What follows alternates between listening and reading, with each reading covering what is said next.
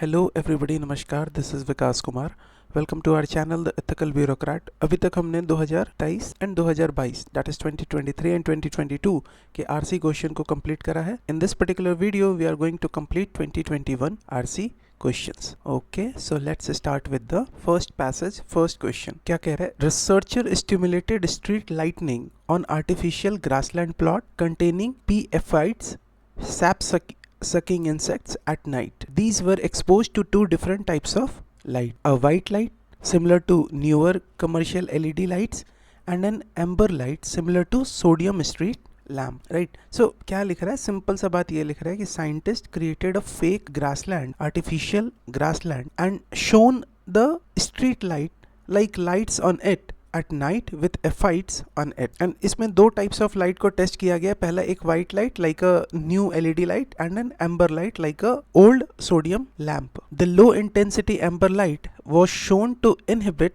Rather than induce flowering in wild plant of the pea family, which is a source of food for pea aphids in grassland. The number of aphids was also significantly suppressed under the light treatment due to limited amount of food available. तो क्या कह रहा है? कह रहा है ये that the amber light stopped the plant from flowering instead of helping it to bloom, and that plant is food for aphids. And because the plants didn't flower, aphids had less food and their numbers dropped. अब हमसे क्या पूछ रहा है? हमसे पूछ रहा है which of the following statement best reflect the most critical inference that can be made from the passage given above. तो सिंपल सा है, हमको बस पैसेज पढ़ना है। पैसेज के बाद कौन सा हमको ऐसा लग रहा है जो पैसेज के हिसाब से हमारे लिए कंक्लूजन हो सकता है। जैसे पहला देखो, low intensity light has more adverse effect on the plant as compare to high intensity light. Passage तो ये चीज कंपेयर ही नहीं कर रहा ना। Passage does not compare the effects of high versus low intensity light, so this is incorrect. Light can have a permanent adverse impact on an ecosystem, ये तो सही लग रहा है, because light altered the plant flowering. देखा हमने, लो intensity amber light was shown to inhibit rather than induce flowering, तो flowering को इनहिबिट कर रहा है, रोक रहा है। तो ये बात तो सही है। नाउ सी देखिए, white light is better for flowering of plant as compare to light of other colours. ये कहाँ मतलब आप बता सकते हो? The passage does not say that white light improved flowering. Passage तो सिर्फ ये कह रहा है ना कि एम्बर लाइट इनहिबिट करता है। इसका मतलब ये थोड़ी हुआ कि व्हाइट लाइट फ्लावरिंग इम्प्रूव करता है, एकदम नहीं। जो पैसेज दिया हुआ है उसी के आसपास आपको रहना है, उससे मतलब एक्स्ट्रा दिमाग नहीं लगाना है। डी देखिए, proper intensity of light in an ecosystem is important not only for plants but for animals too. Passage का फोकस है लाइट पोल्यूशन पे, please understand this, not just intensity. And the passage talks about the type of light more than intensity. यहाँ तो intensity का बात कर रहा है ये स्टेटमेंट में, तो ये भी गलत हो जाएगा। Our correct answer is B, light pollution can have a permanent adverse impact on an ecosystem. जैसा कि हमने पढ़ा भी था कि light altered the plant flowering, reduced food for the insect and reduced insect number, showing ecosystem level impact. Now question number 2, उसके लिए passage 2 second पढ़ना होगा हमको। Approximately 80% of all flowering plant species are pollinated by animals, including birds and mammals, but the main pollinator are insects, right?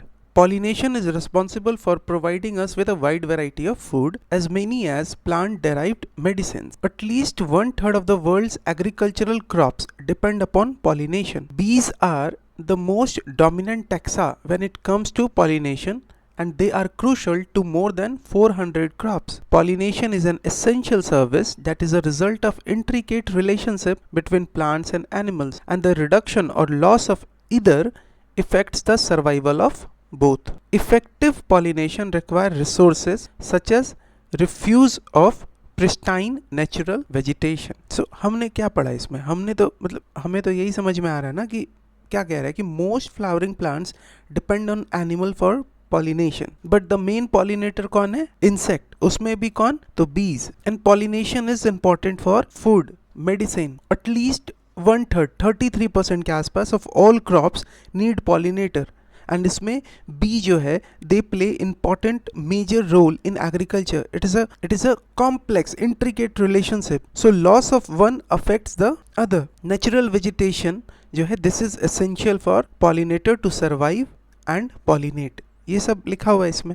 Now हमसे क्या पूछ रहा है, on the basis of the passage given ever following assumption have been made. हमको बहुत अच्छे से उम्मीद है कि आपने 2023 2022 के सोल्यूशन को देखा होगा, तो आपको आराम से समझ में आ रहा होगा कि अजम्पशन का मतलब क्या है, कि I have written this passage, right. अब इस पैसेज को लिखने के पहले मैंने क्या अज्यूम करा होगा वो पूछ रहा है, लेकिन ये भी आपको बताना है based on passage only, right. तो अजम्पशन पूछ रहा है, पहला देखो, sustainable production of India serial food grain is impossible without the diversity of pollinating animals. The passage does not mention cereal crops specifically like wheat, rice. It talks about general crops and flowering plants. तो गलत हो गया ये, और कहीं ऐसा नहीं बोला कि सीरियल क्रॉप्स का सस्टेनेबल प्रोडक्शन इम्पॉसिबल हो जाएगा, गलत हो गया। जैसे 1 गलत हुआ आपका ये एंड ये गया। अब आपको 2 देखना है, अगर 2 गलत हो गया तो ये चला जाएगा, ये आपका आंसर होगा। अगर 2 सही होगा तब भी आपके पास डायरेक्ट आंसर हो गया ये, क्योंकि 3 4 तो दोनों में है, तो हमको 2 चेक करना होगा। सेकंड वाला statement, monoculture of horticulture crops hamper the survival of insect. While, please listen to me carefully, while monoculture can be harmful, but the passage does not mention monoculture at all. कहीं monoculture का बात ही नहीं किया passage. So this is not a valid assumption from this passage. तो second गलत। अपना दिमाग लगा के आंसर नहीं करना है, we have to answer based on passage. तो सेकंड वाला गलत हो गया, डायरेक्ट आंसर पे पहुंच गए 3 और 4। बस एक बार पढ़ लेते हैं, वैसे तो पता चल ही गया ना। 1 तो 100% गलत, 2 भी गलत, अब 3 4 सही है। 3 पढ़िए, pollinator become scarce in cultivated area devoid of natural vegetation, है ना। पैसेज तो ये बात कह ही रहा था ना कि effective pollination require natural vegetation, so lack of it leads to fewer pollinators. And what is the fourth statement?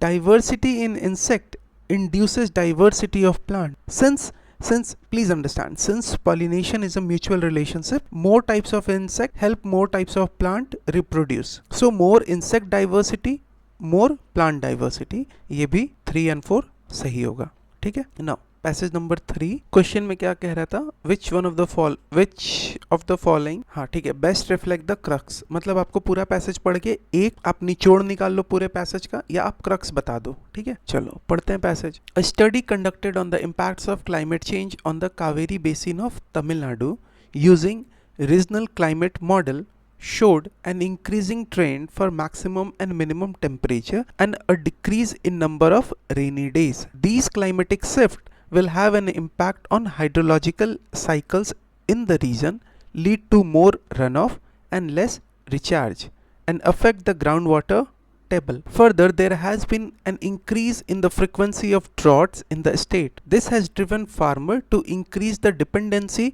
on groundwater resources to secure their crops. तो मिला जुला के पैसेज क्या कह रहा है कि climate is getting hotter and rain is becoming less frequent, and less rain and more heat effect affect the water system.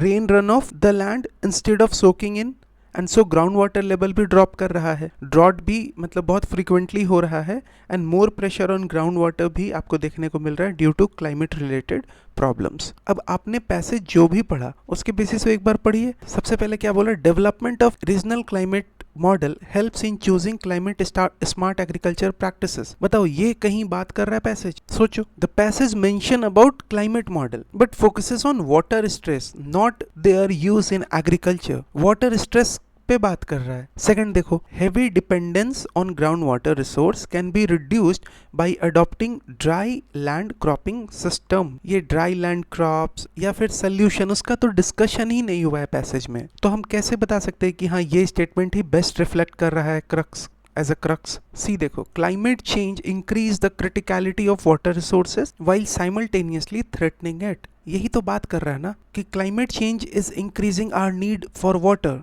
for especially for crops. At the same time water availability भी कम हो रहा है because of climate change. आपको less rain दिख रहा है, less recharge दिख रहा है, and this created double stress on water resources. यही तो बात कर रहा था पैसेज, तो ये तो सही लग रहा है। What about D? Climate change cause farmer to adopt unsustainable livelihood and risky coping strategies. ये partially मतलब ट्रू है, बट ये बहुत स्पेसिफिक, बहुत जजमेंटल टाइप का कुछ स्टेटमेंट दिया हुआ है। पैसेज सिर्फ इतना बोल रहा था that they depend more on ground water. ये पैसेज कहीं बात नहीं कर रहा था कि उनका लाइवलीहुड वो अनसस्टेनेबल है, रिस्की है, ये सब कुछ नहीं बोल रहा था पैसेज। करेक्ट आंसर क्या होगा? सी। नाउ पैसेज 4, इसमें भी एक ही क्वेश्चन है, देख लेते हैं जल्दी से क्वेश्चन क्या है। On the basis of the passage given above following assumption, ठीक है, अजम्पशन पूछ रहा है, पढ़ते हैं passage. Researchers were able to use stem cell to gauge the neurotoxic effect of environmental pollutant bisphenol A, BPA. They used a combination of biochemical and cell-based assays to examine the gene expression profile during differentiation of mouse embryonic stem cell. Upon the treatment with BPA, a compound known to cause heart disease, diabetes and developmental abnormalities in human. So ये क्या बोल रहा है कि researcher ना they have studied how bisphenol A, BPA affect the development using mouse stem cell, and इन्होंने जो test वगैरह किया, this test helped track how cell change or malfunctions due to BPA. They were able to detect and measure the BPA toxicity towards the proper specification of primary germ layer such as endoderm, ectoderm and the establishment of neural progenitor cell. So ये सारे study करके they concluded that BPA can interfere with the formation of key body layer, brain related cells etc. ठीक, now पढ़ो assumption पूछ रहा है, BPA may alter the embryonic development in vivo. This is correct. Why? Because यहाँ पे लिखा हुआ है ना that study showed BPA affects stem cell development in the lab which suggests it may also harm development in living organism. Second देखिए, biochemical and cell based assays are useful in finding out treatment for pollution induced disease. Passage क्या कह रहा था? Passage कह रहा था कि ये जो cell based assays है, these are used to study BPA's effect, not to find treatment. It was a diagnostic or testing tool, not a therapeutic. Are you getting this? Treatment के लिए नहीं काम करेगा ये टेस्ट करने के लिए पता करेगा, ये बीपीए के साइड इफेक्ट, ये बीपीए के इफेक्ट को पता करने के लिए मतलब इंपॉर्टेंट है, यूजफुल है। यहाँ तो ट्रीटमेंट का बात कर रहा है, तो ये गलत हो गया। अगर ये चीज पकड़ पा रहे हो तो देखो डायरेक्ट आंसर पे पहुंच रहे हैं। Third, embryonic stem cell could serve as a model to evaluate the physiological effects of environmental pollutant. यही तो बता रहा है ना, इफेक्ट ही तो बता रहा है। 1 और 3 सही होगा। अब एक बात समझो बहुत अच्छे से, पैसेज वगैरह टफ आ रहा है, ये आपको यहाँ से भी देख के पता चल रहा है कि पैसेज तो टफ है, तो फिर जो वर्ड या जिस तरीके से बता रहे हैं कि हाँ ठीक है, जैसे मान लो कि ये गलत हुआ तो आसान हो गया ना आंसर पे पहुंचना, तो इस प्रकार का अप्रोच फॉलो करना पड़ेगा वहाँ भी एग्जाम में भी, कि वो स्टेटमेंट को पकड़िए जो गलत है, एंड कुछ तो मतलब एकदम से हिंट दे रहा होगा। जैसे यहाँ देखो लिख रहा है कि इसको यूज किया जा रहा है ट्रीटमेंट के लिए, जबकि ऐसा तो पैसेज कहीं बात ही नहीं कर रहा था। ठीक है ना, फिर से नेक्स्ट पैसेज देखिए, और इसमें क्या पूछ रहा है, इसमें भी अजम्पशन पूछ रहा है, क्वेश्चन नंबर 11। ठीक है, जल्दी से पढ़ते हैं। बोल रहा है fig trees genus ficus are considered sacred in India, East Asia and Africa and are common in agricultural and urban landscape where other large trees are absent. In natural forest, fig tree provide food for wildlife when other resources are scarce and support a high density and diversity of frugivores, fruit eating animals. If frugivores, birds and bats continue to visit fig trees located in site with high human disturbance, sacred fig tree may promote frugivore abundance. Under favorable microclimate, plenty of seedlings of other tree species would grow around fig tree. तो कहीं ना कहीं जब आप passage पढ़ते हो तो आपको ये बात समझ में आ रहा है कि पैसेज तो यही सजेस्ट कर रहा है कि ये जो फिग ट्री है, they are tolerant to disturbance, these are common in cities, agricultural lands. Passage तो यही सजेस्ट कर रहा है ना that they are important for ecosystem balance, like a keystone species. They support wildlife even in degraded areas. The passage shows fig tree help in seed dispersal, regeneration of forest. Now, पहला statement, fig, हमको assumption बताना, fig trees can often be keystone species in natural forest. एकदम सही बात है। क्यों? Keystone species किसको बोलते हैं आप बताओ? A species that has a very important role in maintaining the structure of an ecosystem. उसके बिना ecosystem could collapse or changes significantly, है ना। एंड यहाँ जब हमने पढ़ा तो हमने तो सिर्फ फिग ट्री के बारे में अच्छा अच्छा ही पढ़ा ना, ये पता चल रहा था ना पैसे से कि how fig tree are important for ecosystem balance, how they support the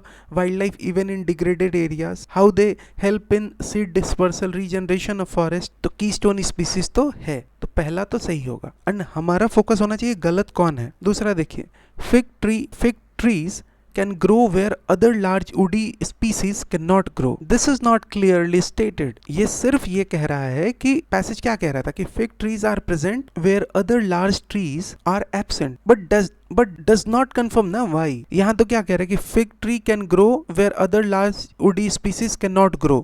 ऐसा थोड़ी है, फिग ट्री जहां ग्रो कर रहा है वहां लार्ज वुडी ट्री भी ग्रो कर सकता है। हमको तो बस ये बता रहा है कि फिग ट्री वहां प्रेजेंट है जहां लार्ज ट्री एब्सेंट है, बस ये कह रहा है। So this assumption is beyond the passage and so it is not valid, right. अब बच्चे आपके पास ये एंड ये, अब इसी में 1 है, आंसर तो आप पहुंच गए आराम से। Sacred tree can have a role in biodiversity conservation, सही बात है। The passage explain that sacred fig tree in disturbed area still attract frugivores, fruit eating birds, helping maintain animal population with support biodiversity। Fourth देखिए, fig tree have a role in seed dispersal of other tree species, ये भी हमने पढ़ा। passage says seedlings of other tree grow around fig tree implying animal disperse seed there। so 1 3 4 तीनों सही होगा। तरीका क्या है, तरीका है कि हमें जो स्टेटमेंट गलत है वो खोजना होगा, वो पकड़ना होगा, राइट। नाउ पैसेज 2, इसमें भी एक ही क्वेश्चन है। यहाँ कुछ लिखा हुआ है, consider the following, which of the above farming practice can be compatible with agroecology as implied by the passage. ठीक है, चलो पढ़ लेते जल्दी से पैसेज क्या कह रहा है। तो at the heart of agro ecology is the idea that agro ecosystem should mimic the biodiversity level and functioning of natural ecosystem. Such agricultural mimics, like their natural models, can be productive, pest resistant, nutrient conserving and resilient to shocks and stresses. In ecosystem there is no waste nutrient. In ecosystem there is no waste. Nutrient are recycled indefinitely. Agroecology aims at closing the nutrient loop, that is returning all nutrient that come out of soil back to soil, such as through application of farmyard manure. It also harnesses natural processes to control pests and build soil fertility, that is through intercropping. Agroecological practices include integrating trees with livestock and crops. तो agroecology कैसा ecology है, कैसा agriculture वाला practice कर रहे हैं, ecology को copy कर रहे हैं। So agro ecology wants farming system to copy nature, specially in diversity, natural balance. तो अगर फार्मिंग का जो प्रैक्टिस होगा वो अगर नेचर को कॉपी करेगा, नेचर को मिमिक करेगा, इमिटेट करेगा, तो that can be self sustaining, low on chemical, stable होगा। Natural system reuse everything. तो agroecology also want to recycle the nutrient. They focus on organic recycling, no chemical wastage, use biological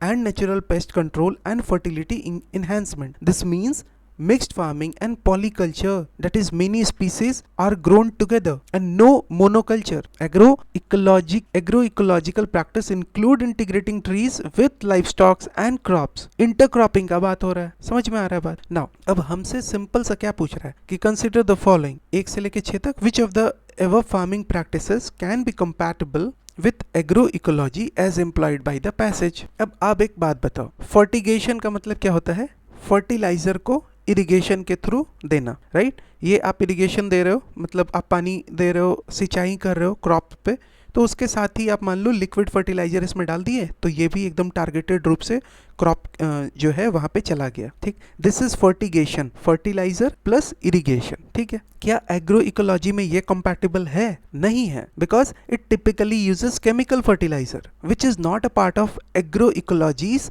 natural approach. क्यों? क्योंकि agroecology nature को mimic कर रहा है, and nature कहाँ से केमिकल का बात करेगा, ठीक है।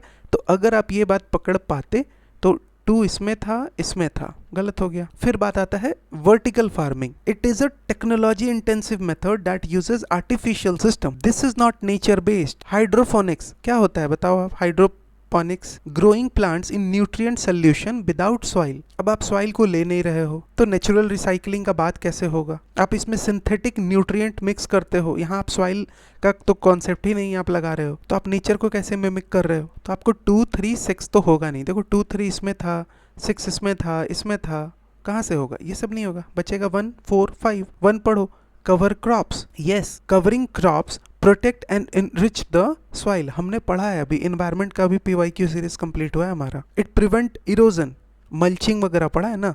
It help in nutrient recycling which matches agroecology principle. Mixed farming, ये भी सही है, पैसेज तो बात कर ही रहा था लाइफ स्टॉक एंड क्रॉप्स का, देखो यहाँ पे, this is mixed farming, right. It allows nutrients cycling and system integration. Polyculture, growing multiple crops together, it encourages diversity, better pest control and resilience. It directly support agroecology's goal. So answer क्या होगा? 1 4 and 5, ठीक है। now passage number 3, passage क्या कह रहा है? computers increasingly deal not just with abstract data like credit card details and databases, but also with the real world of physical objects and vulnerable human bodies. A modern car is a computer on wheels. An aeroplane is a computer on wings. The arrival of Internet of Things will see computer baked into everything from road sign and MRI scanner to prosthetics and insulin pumps. तो क्या कह रहा है? कह तो यही रहा ना कि computers are now controlling real world thing and not just the virtual data. Car, planes, all are now computer operated, making them vulnerable to digital threats. Internet of Things mean everything will be connected and operated through computers, even critical health equipment, prosthetics, insulin pumps, and there is little evidence that these gadgets will be any more trustworthy than their desktop counterpart, है ना। So these new devices are not necessarily more secure than normal computer. Security is still weak. Hackers have already proved that they can take remote control of internet, connected cars and pacemaker. So computer controlled systems are vulnerable, right? Now हमसे पूछ रहा है which one of the following statement best reflect the most critical inference that can be made from the passage. इतना नहीं समझ में आ रहा, सीधा आप कौन से स्टेटमेंट को आप पैसेज से कंक्लूड कर सकते हो, बस आप ये बताओ। Computers are not completely safe, सही बात है, यही तो कह रहा है ना। This statement capture the core inference as computer control real world data, the risk increases because they are not secure. तो ये तो सही लग रहा है, इसका मतलब BCD तो होगा नहीं, लेकिन पढ़ते हैं, B पढ़िए। Companies producing the software do not take cyber security seriously. ये बात कहाँ लिख रहा है? पैसेज कहीं भी कंपनी को तो डायरेक्टली ब्लेम कर नहीं रहा है, ये तो जनरल ट्रस्ट वल्नरेबिलिटी का बात कर रहा है, तो गलत हो जाएगा। Stringent data security laws are needed. Passage does not discuss legal solutions or laws at all. ये तो बस ये बता रहा है ना पैसेज, ये आपको लग रहा होगा, ये आपको लग रहा होगा, लेकिन पैसेज तो सिर्फ बता रहा है कि कंप्यूटर जो है ना वो पूरे तरीके से सेफ नहीं है। लास्ट पढ़िए, the present trend of communication technology will affect our lives in future. ये तो आप जेनरिक कंक्लूजन बता रहे हो। पैसेज तो क्लियरली किसका बात कर रहा है? सिक्योरिटी इश्यूज का, राइट। नाउ पैसेज 4, ठीक है, तो इसका आंसर क्या होगा? इसका आंसर होगा ए। पैसेज 4 देखिए, एक ही क्वेश्चन है, इसमें भी अजम्पशन पूछ रहा है, ठीक है। चलो, so a social and physical environment riddled with poverty, inequities, unhygienic and insanitary conditions generate the risk of infectious diseases. Hygiene has different levels: personal, domestic, community hygiene. There is no doubt that personal cleanliness brings down the rate of infectious disease, but the entry of market into this domain has created a false sense of security that gets conditioned and reinforced by onslaught of advertisement. हमसे क्या कह रहा है यहाँ तक? हमसे कह रहा है ना that poor living condition like poverty, unhygienic settings, all these lead to higher risk of diseases. and hygiene जो है ये भी क्या है? ये multi level concept है, including personal hygiene, domestic hygiene, community hygiene etcetera. ये इसमें भी क्या कह रहा है कि जो पर्सनल हाइजीन है, पर्सनल क्लीनलीनेस है, this help reduce the disease rate, but the market driven product which are advertised for hygiene can create a false sense of security.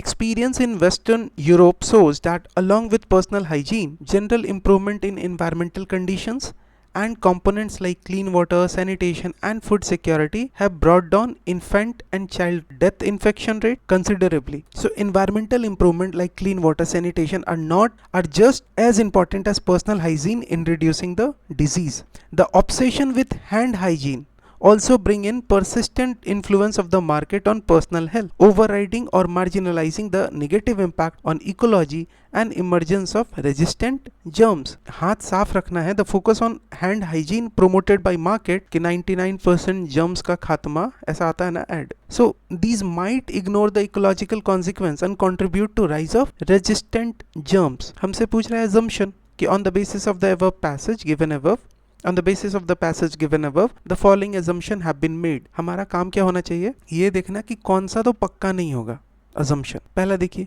people who are obsessed with personal hygiene tend to ignore the community hygiene. ये कहीं आपको लगा ऐसा, ये तो passage बोल नहीं रहा है कहीं भी कि जो लोग पर्सनल हाइजीन को लेके ऑब्सेस्ड रहते हैं वो कम्युनिटी हाइजीन को इग्नोर करते हैं. No, the passage does not discuss whether the people ignore community hygiene but rather focuses on market influence on personal hygiene. passage तो इस पे बात कर रहा था.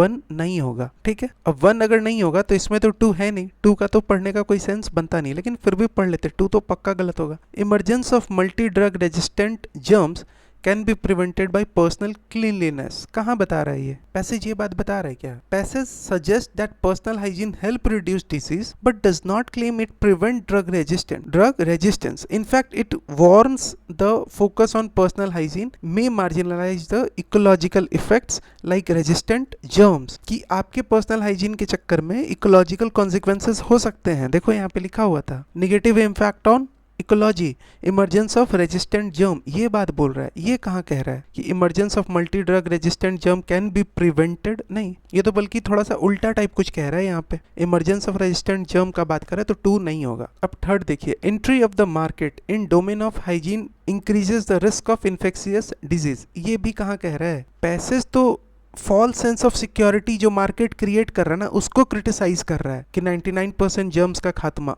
उसको क्रिटिसाइज कर रहा है. But does not explicitly, the passage does not explicitly say the market entry increases the risk of disease. ये पैसेज बात ही नहीं कर रहा है.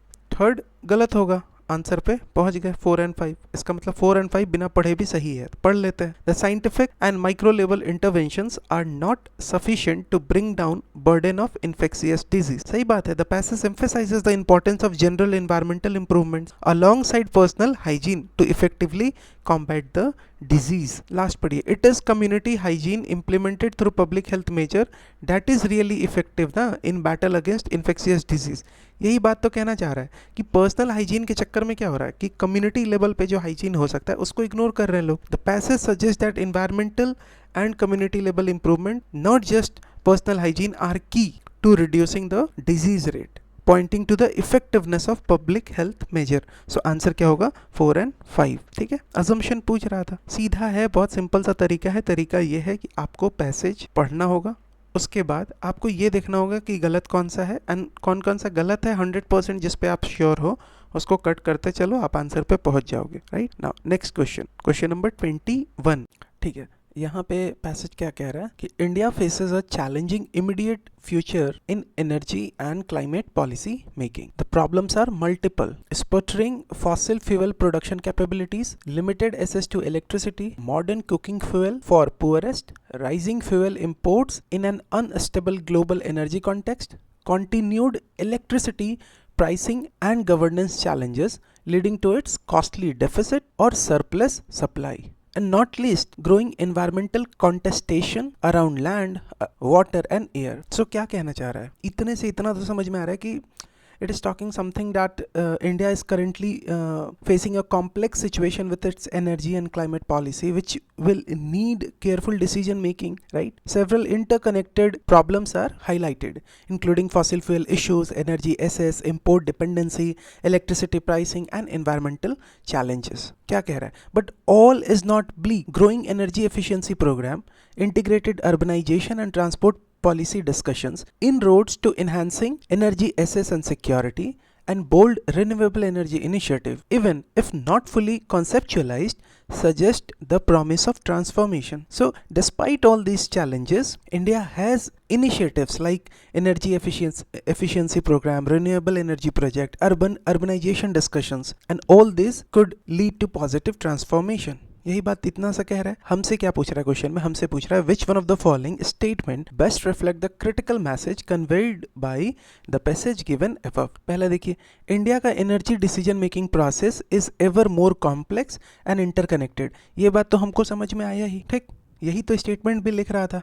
The passage talks about multiple interrelated issues such as fossil fuel production, energy access, pricing challenges, environmental concern, which shows that India का जो energy decision making process है वो कैसा है, वो complex है, वो इंटरकनेक्टेड है। तो ये बात तो बोल रहा था, आंसर तो ये होना चाहिए, लेकिन हम लोग बाकी स्टेटमेंट भी पढ़ेंगे ताकि बाकी स्टेटमेंट को गलत कर पाए एंड इस स्टेटमेंट के साथ 100% जा पाए। दूसरा स्टेटमेंट क्या कह रहा है? India's energy and climate policy is heavily tuned to sustainable development goal. The passage does not mention sustainable development goal specifically. पढ़ा कहीं हमने? नहीं पढ़ा, but rather emphasizes energy and climate policy challenges and transformative initiatives without explicitly tying them to SDG।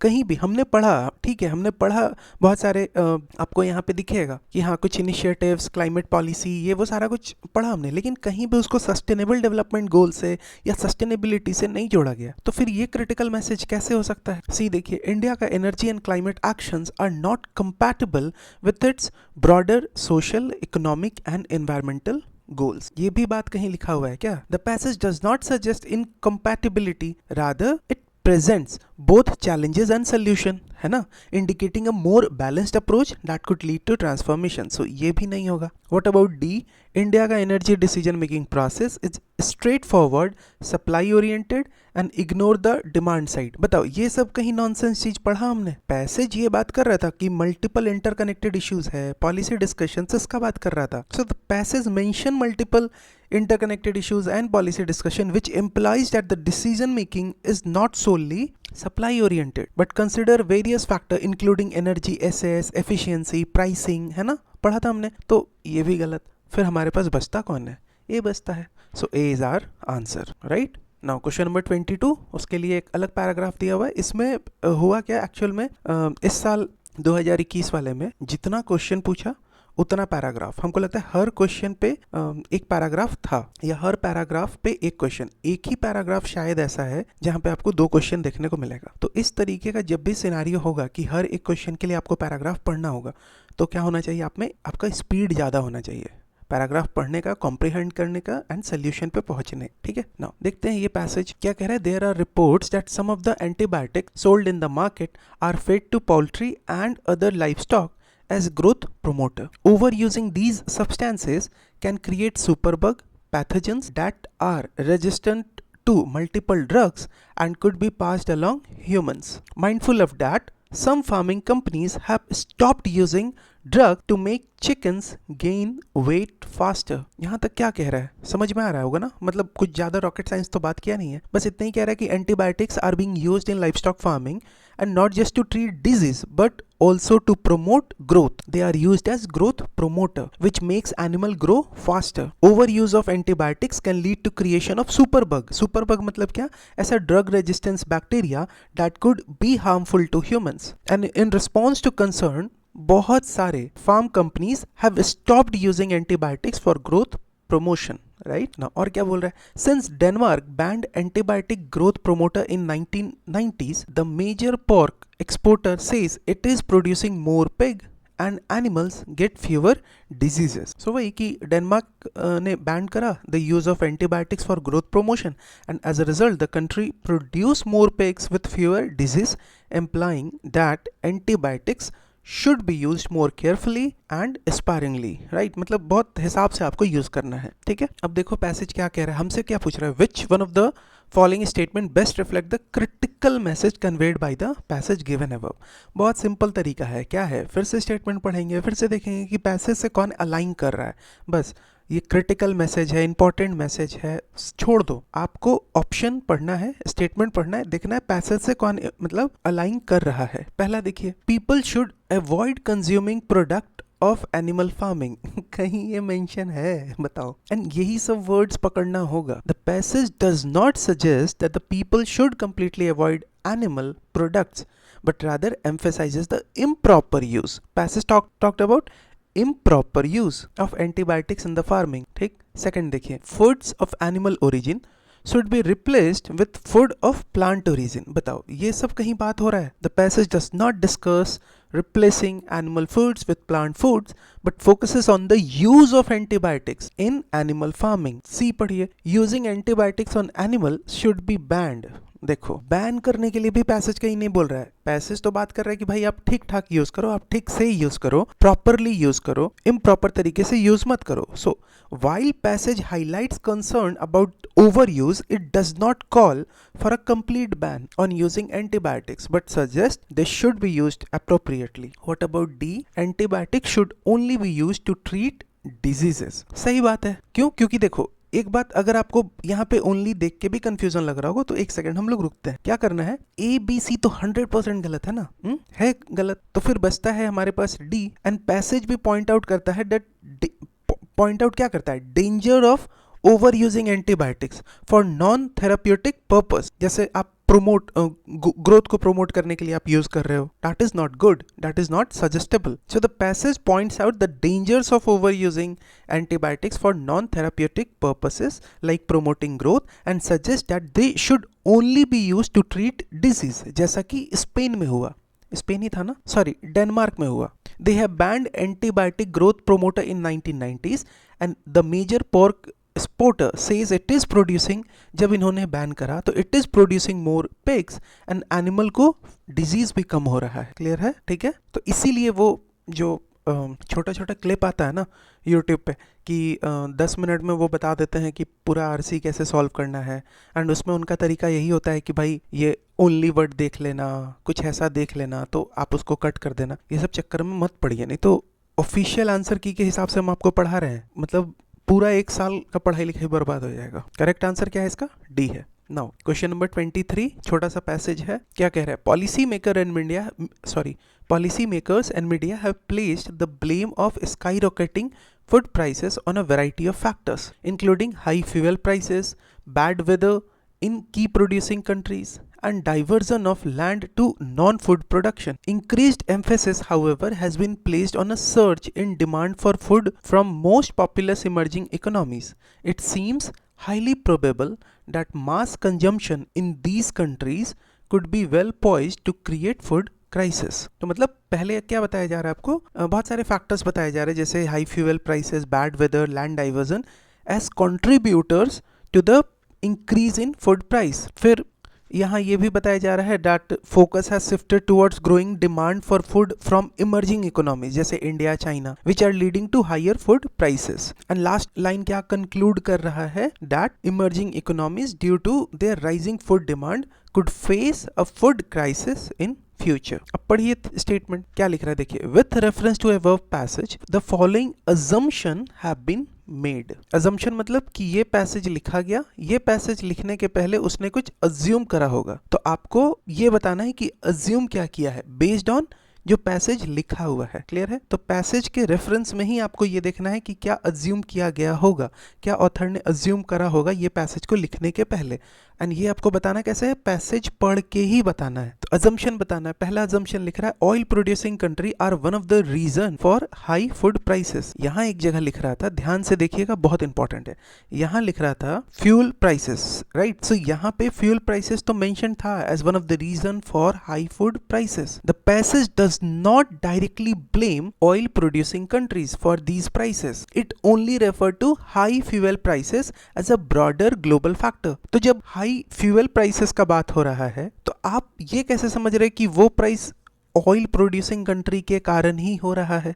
Are you getting this what I am saying? हम ये कह रहे हैं कि पैसेज किसका बात कर रहा है? पैसेज तो कह रहा है अबाउट हाई फ्यूल प्राइसेस ना. अब वो हाई फ्यूल प्राइसेस तो किसी भी कारण से हो सकता है सरकार भले फ्यूल कम पैसे में इंपोर्ट कर रही हो लेकिन टैक्स वगैरह लगा के वो फ्यूल का प्राइस ज्यादा हो जा रहा हो. समझ में आ रहा है बात? यही बात हम आपसे कह रहे हैं कि यहाँ हाई फ्यूल प्राइसेस है, तो ये कैसा अजम्पशन आप मान रहे हो? समझ में आ रहा है? Now second thing is if there is food crisis in the world in the near future, it will be in the emerging economies. Please understand that the passage does not make any definitive statement about a future food crisis being limited to emerging economy. ये तो passage तो सिर्फ मतलब ये suggest कर रहा है ना, देखो, that growing food demand is likely to cause a food crisis. देखो क्या लिख रहा है, it seems highly probable that mass consumption in these countries, that is emerging country, could be well poised to create a food crisis. Highly probable. It only suggests that their growing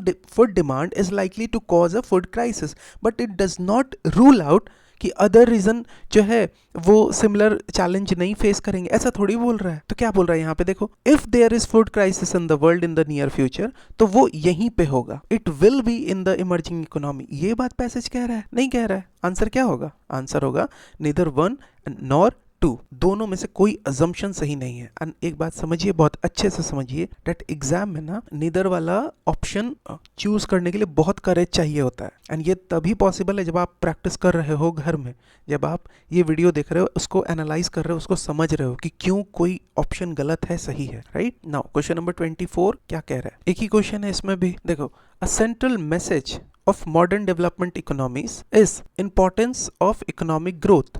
A central message of modern development economics is importance of income growth, by which is meant growth in GDP. So GDP growth is central to modern development economics as it signifies economic growth and progress. In theory, rising GDP creates employment and investment opportunities. As income grow in a country where the level of GDP was once low, household, communities and governments are increasingly able to set aside some funds for production of things that make for a good life. So economic theory जो है, या theory wise अगर देखें तो इतना तो मतलब हम लोग सजेस्ट कर सकते हैं, या इतना तो हम लोग बता ही सकते हैं, that increasing GDP will lead to job creation, more investment opportunity. And जैसे जैसे GDP बढ़ेगा, household and government gain the ability to invest in the aspect that improve the quality of life, जैसे कि health care, जैसे कि education, right? Today GDP has assumed such a significant place in the development lexicon that if someone mentions economic growth, we know they mean growth in GDP. So GDP growth is synonymous with economic growth in current economic discourse. This is what is written in the last line. अब हमसे क्या पूछ रहा है? With reference to above passage, following assumption, फिर से assumption क्या, वही अभी जो बताया कि ये पैसेज लिखा गया, ये पैसेज के पहले कुछ तो अजम्पशन रहा होगा ऑथर का, तो ये अजम्पशन आपसे पूछ रहा है, बट ये अजम्पशन आपको पैसेज के बेसिस पे बताना है, राइट। नाउ पढ़िए जल्दी से, पहला क्या लिख रहा है statement, rising GDP is essential for country to be developed country. कहीं ये नॉनसेंस बात किया है? बताओ। The passage talks about GDP growth being associated with opportunities. अगर आएगा जीडीपी ग्रोथ होगा तो फिर पैसा होगा, पैसा होगा तो लोग हेल्थ केयर पे, एजुकेशन पे, ये सब पे इन्वेस्ट कर सकते हैं, वैसे चीजों पे इन्वेस्ट कर सकते हैं जो कि गुड लाइफ आपको दे। ये बात पैसेज कर रहा है, डेवलप्ड कंट्री वगैरह का बात ही नहीं कर रहा है, गलत हो गया। Rising GDP guarantees a reasonable distribution of income to all household, ये सब बात कर रहा है कि राइजिंग जीडीपी अगर राइज कर रहा है तो it guarantee reasonable distribution of income to all household. ये बात किया है कहीं? बताओ। The passage does not mention that rising GDP ensure fair income distribution. Growth in GDP may not lead to equitable wealth distribution. And ये सब तो कहीं पैसेज में डिस्कस ही नहीं है, तो करेक्ट अजम्पशन कौन होगा? Neither one nor two, right. अब आता है क्वेश्चन नंबर 31, देखते हैं पैसेज जल्दी से पढ़ते हैं क्या है। With respect to what are called denominations of religion, if everyone is left to be a judge of his own religion, there is no such thing as religion that is wrong. But if there are to be judge of each other's religion, there is no such thing as religion that is right, and therefore all the world is right or all the world is wrong in the matter of religion. इसको तो मतलब ना ऐसे मेरा suggestion रहेगा कि इसको ऐसे रट भी लीजिए। कहीं अगर मान लीजिए कि राइट रॉन्ग वाला कुछ स्टेटमेंट, राइट रॉन्ग वाला कोई एक ऐसे में कहीं कुछ मेंशन करना है कि सही क्या है गलत क्या है, एक बात हम आपको समझा रहे हैं, एथिकली सही क्या है गलत क्या है, अगर उस कॉन्टेक्स्ट में अगर कुछ लिखना हो या रिलीजन वगैरह पे कुछ लिखना हो तो इसको एक बार समझिए कि ये बोल क्या रहा है एंड इसको उतारने का प्रयास कीजिएगा अपने आंसर में। क्या कह रहा है कि if individual decide for themselves what their religion is, no one can say any religion is wrong as each person is entitled to their belief. लेकिन जब लोगों को दूसरे का रिलीजन जज करना होता है, then no one can be right and every one either becomes right और wrong collectively, suggesting that judgement between religion can lead to lack of unity. कि अगर मान लो ये क्या कह रहा है कि ये एक रिलीजन है का बंदा है, राइट, एंड इसको सिर्फ अगर अपने रिलीजन का ही बात करना हो तो इसको सब कुछ सही है, लेकिन अपने रिलीजन को जज करना है तो सब सही है, बट अगर दूसरे के रिलीजन को जज करना है तो फिर उसको कुछ भी सही नहीं लग रहा है। तो इस हिसाब से देखा जाए तो या तो सब कुछ सब सही है या तो फिर गलत ही है। समझ में आया? एक बार इसको जल्दी से पढ़ते हैं ताकि अगर ऐसे वगैरह में कहीं आप लिख पाओ ना तो ठीक है। With respect to what are called denominations of religion, if everyone is left to be a जज ऑफ हिज ओन रिलीजन, अगर अपने रिलीजन को जज करना है, there is no such thing as religion that is wrong. तो religion में ऐसा कुछ भी नहीं है जो गलत है अगर उसको अपने रिलीजन का जज बना दिया जाए। But if they are to be a जज ऑफ ईच अदर्स रिलीजन, ये इसके रिलीजन को जज करेगा, ये इसके रिलीजन को जज करेगा, there is no such thing as religion that is right, तो फिर इन लोगों को कुछ भी ऐसा रिलीजन में सही नहीं लगेगा। And therefore all the world is right और all the world is wrong in the matter of religion. यही सिंपल सा बात कह रहा है, राइट। चलो क्वेश्चन क्या कह रहा है, what is the most logical assumption that can be made from the passage given above। पहला देखिए, no man can live without adhering to some religious denomination। ये सब बात कहीं किया है क्या passage? The passage does not imply that everyone must follow a religion. It focuses more on the relationship between different religion and the way they are judged। यही बात हो रहा है ना कि एक आदमी कैसे दूसरे के रिलीजन को अपने रिलीजन को जज कर रहा है। ये कहाँ assumption है या इस तरीके का बात कहाँ है that no man can live without adhering to some religious denomination? नहीं बात है।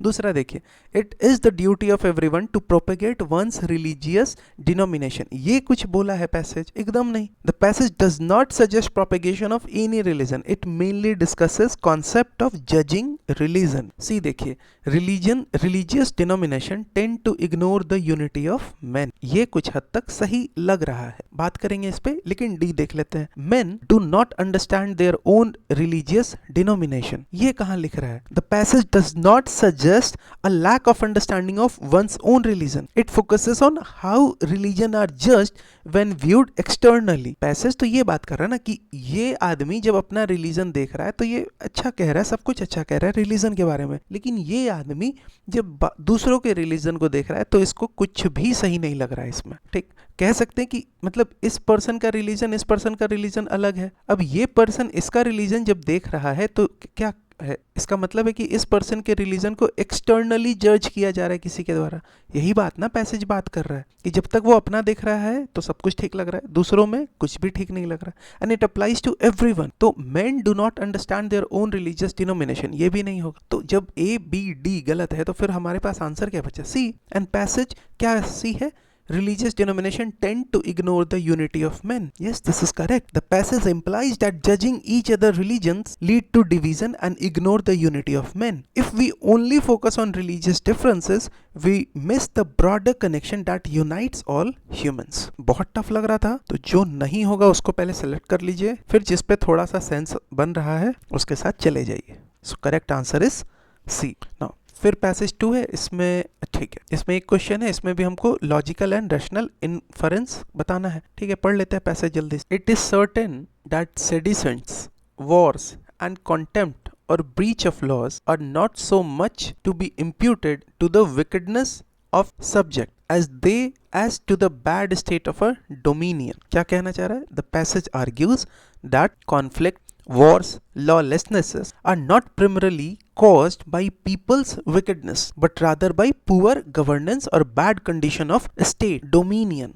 country. For men are not born fit for citizenship, but must be made so. This suggests that citizenship and good governance require education and effort. People must be trained to be a good citizen, and this is the responsibility of government. Beside men's natural passions are everywhere the same, and if wickedness more prevail and more offences are committed in one commonwealth than in another, it is certain that former has neither enough pursued the end of unity nor framed its law with sufficient forethought. क्या कह रहा है? कह रहा है कि if one state experiences more crime and corruption, it's not because people are naturally worse, but because the state has not focused enough on unity and effective laws. A good government should ensure that its laws promote harmony and unity, and that therefore it has failed in making quite good its right as commonwealth. So a state that does not prioritize unity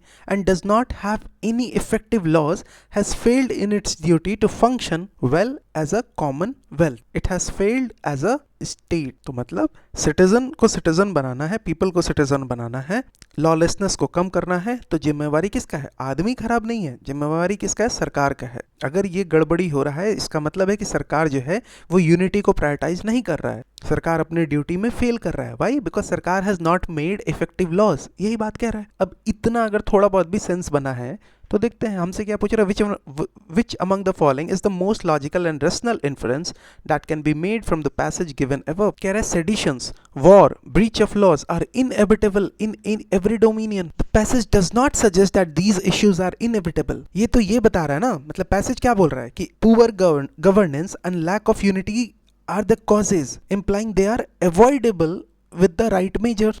कि ये सब क्यों हो रहा है? क्योंकि unity नहीं है। ये सब क्यों हो रहा है? बिकॉज इफेक्टिव लॉस नहीं है। गुड गवर्नेंस से इसको अवॉइड किया जा सकता है, ये बात पैसेज कह रहा है। तो ये तो नहीं होगा, ये इनएविटेबल है कि मतलब हर आपको स्टेट में देखने को मिलेगा, ये तो गलत बात हो गया ना। दूसरा देखिए, it is not the people but the sovereign who is responsible for all the problems of any dominion. एक सेंस में तो ये चीज सही लग रहा होगा आपको, लेकिन ये गलत है। हम बताएंगे गलत क्यों है। थर्ड देखिए, that dominion is best which pursues aim of unity and has laws for good citizenship. This is correct ना, and ठीक है। B and C में रुकते हैं अभी।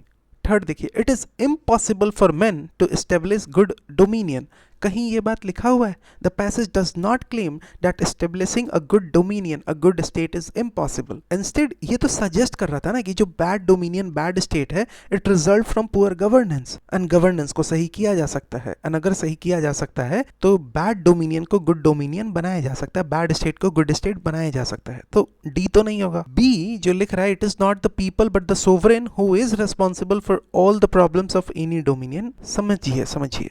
While the passage points to poor governance as a cause, it does not absolve the people. ऐसा थोड़ी है कि ये मतलब पैसेज ये बोल रहा है कि लोग कहीं गलत ही नहीं है। एंड बात किसके बीच में हो रहा है? गवर्नेंस, सिटीजनशिप, उसका बात हो रहा है। पैसेज तो ये सजेस्ट कर रहे हैं ना कि governance and citizenship development are critical in preventing such issues. कैसा इश्यूज? कि सेडिशन ना हो, वॉर ना हो। एंड वो भी छोड़िए, ये देखिए यहाँ क्या लिख रहा है कि सोवरेन ही सारे फसाद का जड़ है, सारे प्रॉब्लम का कारण है। एंड सी पढ़िए, सी क्या लिख रहा है? That dominion is best which pursues the aim of unity and has laws for good citizenship.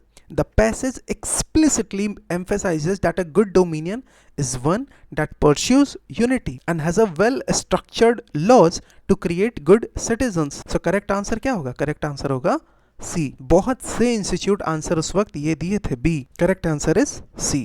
क्यों होगा हम बता दिए। चलो क्वेश्चन नंबर 33 देखते हैं जल्दी से। सो पैसेज पढ़ते हैं। Inequality violates a basic democratic norm, the equal standing of citizens. So the passage directly states that inequalities goes against the democratic norm of equal rights for all citizens. कि democratic norm क्या है? कि सारे citizen को equal right होगा, and अगर inequality है तो ये इस democratic norm को क्या कर रहा है? Violate कर रहा है। It goes against this democratic norm. Equality is a relation that obtains between persons in respect of fundamental characteristics that they share in common. That equality refer to how people should be treated the same based on essential and shared characteristics and not due to irrelevant traits such as race, caste, gender, right? Equality is morally speaking a default principle कि ये तो मतलब होना ही होना है. Equality is described as the fundamental moral stance implying its foundational in democracy and society. Therefore, persons should not be discriminated on grounds such as race, caste, gender, ethnicity, disability और class. तो अभी तक क्या कह रहा है कि inequality जो है वो democratic norm जो कि equality का बात करता है कि सारे लोग बराबर हैं, उसको inequality violate करता है. एंड इक्वालिटी तो लोगों का क्या है, फंडामेंटल अधिकार है. इक्वालिटी तो डिफॉल्ट प्रिंसिपल है. तो ये सब फैक्टर्स के बेसिस पे जो डिस्क्रिमिनेट किया जा रहा है ये नहीं होना चाहिए. And these features of human condition are morally irrelevant. Race, caste वगैरह ये सारा कुछ. The idea that one should treat person with respect not only because some of these person possesses some special feature or talent, for example skilled cricketer, gifted musicians, literary giants, but because persons are human being, कि इनको वो हक इसलिए मिलना चाहिए ना. Simple सा बात है, because these are human rights. इनको ये हक इसलिए मिलना चाहिए because they are human beings. Is by now part of common sense morality, कि ये तो कॉमन सेंस मोरालिटी का पार्ट है. एंड ये वर्ड एथिक्स में ड्रॉप कीजिएगा, जहां मोरालिटी का क्वेश्चन आएगा ना वहां पे इसको लिखिएगा कॉमन सेंस मोरालिटी को, कि इस पे क्यों बहस करना है. वो इंसान है तो उसका हक है, दैट्स इट, बात खत्म. राइट. तो सिंपल सा पैसेज है. नाउ हमसे क्या पूछ रहा है, अजम्पशन पूछ रहा है. With reference to the above passage the following assumption have been made. पहला, equality is prerequisite for people to participate in multiple transaction of society from a position of confidence. Please understand, while equality is essential for fair participation in society, passage does not focus explicitly the state that confidence in social transaction depends solely on equality. Passage तो बात ये नहीं कर रहा है ना. It focuses more on the moral necessity of equality than its practical application in everyday confidence. समझ में आया. पैसेज सिंपल ये बात कर रहा है कि देखो सबको इक्वालिटी का अधिकार है. क्यों अधिकार है? Because they are human beings. बस बात खत्म. ये थोड़ी बोल रहा है कि इक्वालिटी प्री रिक्विजिट है मल्टीपल ट्रांजैक्शंस ऑफ सोसाइटी में पार्टिसिपेट करने के लिए. समझ में आ रहा है आपको? जबरदस्ती का अपना दिमाग नहीं लगाना है. पैसेज क्या बात कर रहा है उस पर, पैसेज बात किया क्या ऐसा नहीं. पैसेज सिंपल 2-3 बात चीजों पे बात किया था. ये देखो 2 देखो, occurrence of inequality is detrimental to the survival of democracy. This is correct. क्यों करेक्ट बता देते हैं. पहला तो देखो, अगर 1 आप पकड़ पाए थे कि हाँ 1 गलत है, तो 1 गलत है तो आप इस पे तो ऐसे भी चलेगा. अब 2-3 सही है या 3-4 सही. अगर 2 सही हुआ तब आप डायरेक्ट आंसर पे पहुंच गए, क्योंकि इसमें तो 2 है नहीं. अब बात को समझो ये क्यों सही है. डेमोक्रेसी सिंपल मतलब क्या, लोगों का पार्टिसिपेशन. अब जब आप इनइक्वालिटी प्रैक्टिस कर रहे हो, इसका मतलब इस पर्सन का फुल पार्टिसिपेशन नहीं हो पाएगा, तो फिर वो कैसा डेमोक्रेसी हुआ. समझ में आ रहा है? तो फिर तो मतलब डेमोक्रेसी सर्वाइव ही नहीं किया ना. So occurrence of inequality is detrimental to survival of democracy. And यही तो सबसे पहला स्टेटमेंट था भी, कि inequality violate the basic democratic norm of equal standing for all citizen, and this implies that it is detrimental to inequality is detrimental to democracy. तो ये पक्का होगा. आंसर पे पहुंच गए. नहीं पढ़ना है 3-4, लेकिन पढ़ेंगे. 3 देखो, equal standing of all citizen is an idea that can not actually be realised even in a democracy. सही बात है, नहीं तो फिर ये पैसेज पढ़ते ही क्यों हम लोग. Please understand that the passage does not suggest that equality can not be achieved in democracy. However the assumption that it cannot be realized is a potential interpretation based on passage acknowledgement of societal challenges in achieving a perfect equality. The passage suggests importance of striving for it despite challenges. तो हमें क्या करना है, हमें equality की तरफ बढ़ना है भले ही कितना भी चैलेंजेस हो. इसका मतलब है अगर इक्वालिटी की तरफ बढ़ना है, इसका मतलब है इक्वालिटी नहीं है.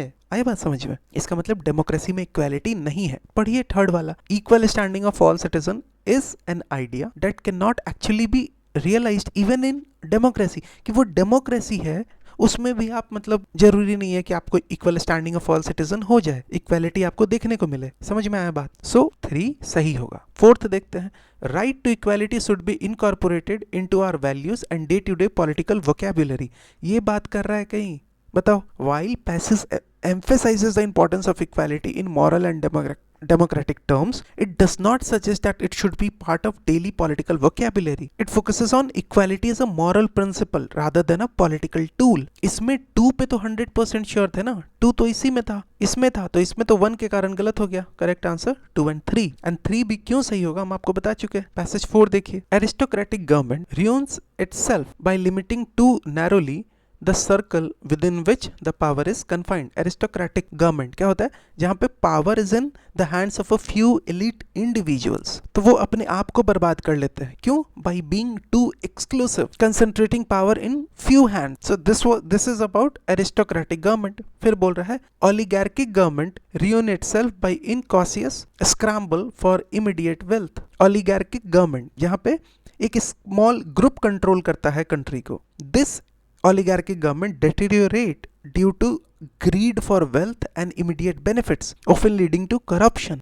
But even democracy ruin itself by excess of democracy. So democracy in its extreme form can also collapse. The problem here is the excess of principle of equal participation. Too much democracy where everyone has equal say without proper understanding can lead to poor decision making. अब जैसे मान लो law बनाना है education को लेके, अब जिसको समझ नहीं है वो भी मतलब क्योंकि डेमोक्रेसी है, सबको बोलने का अधिकार है, तो वो भी अपना ओपिनियन दे रहे हैं। हेल्थ पे पॉलिसी बनाना है, जिसको ओपिनियन नहीं है वो भी अपना मतलब ओपिनियन दे रहे हैं, जिसको नॉलेज नहीं है वो भी ओपिनियन दे रहे हैं। Why? Because it's a democracy. तो वही बोल रहा है कि but even democracy ruin itself by excess of democracy. Its basic principle is equal right of all to hold office and determine public policy, and this is at first glance a delightful arrangement. It becomes disastrous because people are not properly equipped by education to select the best rulers and the wisest courses. सही बात है ना? Just because आपको है अधिकार कि आप